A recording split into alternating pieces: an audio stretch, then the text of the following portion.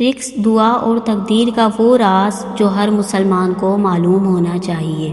السلام علیکم ورحمۃ اللہ وبرکاتہ۔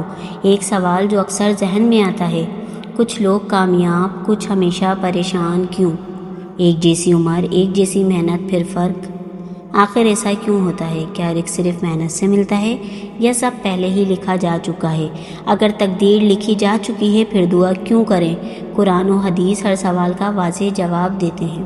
پہلے ایک ضروری بات سمجھ لیجئے، رزق صرف پیسہ ہرگز نہیں، صحت بھی اللہ کا عظیم رزق ہے، والدین بھی اللہ کی بڑی نعمت ہے، گھر کا سکون بھی رزق ہے، ایمان سب سے بڑا رزق ہے، اور سچی توبہ اللہ تعالیٰ کی انمول نعمت۔ اصل دولت دل کا اطمینان ہے، رزق دینے والا صرف اللہ تعالیٰ ہے۔ محنت ہمارا کام ہے، نتیجہ اللہ تعالیٰ کے ہاتھ میں ہے۔ کسان زمین تیار کرتا ہے، بیج بوتا ہے، پانی دیتا ہے، مسلسل محنت کرتا رہتا ہے، پھر اگاتا صرف اللہ تعالیٰ ہے۔ انسان کوشش کرتا ہے، رزق اللہ دیتا ہے، یہ اللہ کی کامل حکمت ہے۔ اب ایک سوال اور، رزق لکھا جا چکا ہے پھر محنت کیوں کریں؟ رسول اللہ صلی اللہ علیہ وسلم نے جواب دیا، اللہ پر سچا بھروسہ رکھو، اللہ پرندوں کی طرح رزق دیتا ہے، پرندہ بیٹھا نہیں رہتا کبھی، صبح نکلتا ہے رزق کی تلاش میں، شام کو لوٹتا ہے، یہی اصل حقیقت ہے۔ توکل کا مطلب پوری کوشش، پھر اللہ پر بھروسہ۔ اب دعا اور تقدیر سمجھتے ہیں۔ کیا دعا واقعی تقدیر بدلتی ہے؟ یہ سوال بہت اہم ہے۔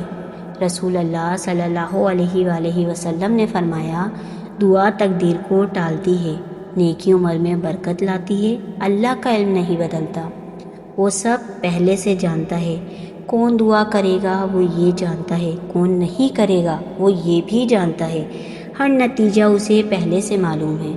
اللہ تعالیٰ نے اسباب بھی بنائے، محنت روزگار کا ایک سبب ہے، دوا شفا کا ایک سبب ہے، بالکل اسی طرح دعا بھی عظیم سبب ہے۔ کبھی دعا چھوڑنا مت، اللہ خود دعا کا حکم دیتا ہے، مجھ سے مانگو میں دوں گا۔ یہ کتنی بڑی خوشخبری ہے۔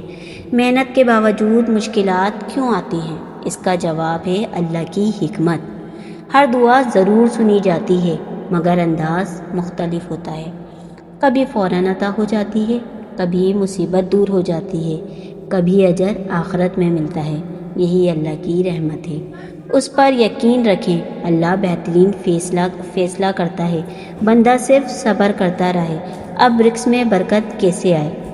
پہلا عمل، تقوی اختیار کریں، اللہ راستے آسان فرما دیتا ہے، رزق وہاں سے دیتا ہے جہاں گمان بھی نہیں ہوتا۔ دوسرا عمل اور بہترین عمل، استغفار کریں، استغفار رحمت کے دروازے کھولتا ہے، یہ رزق میں برکت لاتا ہے۔ تیسرا عمل، صلح رحمی کریں، رشتہ داروں سے حسن سلوک رکھیں، رزق میں کشادگی ملتی ہے، عمر میں برکت ہوتی ہے۔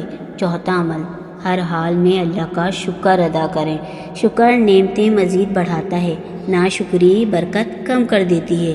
اللہ کا وعدہ سچا ہے، اگر آج پریشان ہیں، قرض یا بے روزگاری ہے، کاروبار میں نقصان ہوا، ہرگز مایوس نہ ہو سکتا ہے دعا قبول ہو رہی ہو، اللہ بہتر فیصلہ کر رہا ہو۔